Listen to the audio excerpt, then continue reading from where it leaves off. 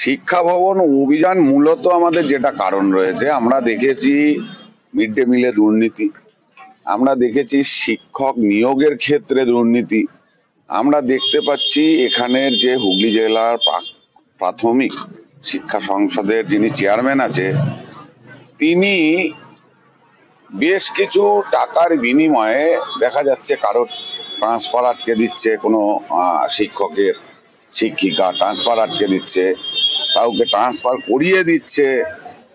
তো ওভারঅল যা দেখা যাচ্ছে, আমাদের 7খানা দাবি ছিল, তো সেই দাবি আমরা নিয়ে আজকে আমরা স্মারকলিপি প্রদান করেছি। উনি সহমত জানিয়েছে, তবে আমরাও বলে রেখেছি যে যদি এই দাবিগুলো পালন না হয়, আরো বৃহত্তর আন্দোলন নিয়ে আমরা এখানে উপস্থিত হব। আর যতক্ষণ না পর্যন্ত এই দাবি মানা না হবে, ততক্ষণ ওনাকে আমরা রেহাই দেব না।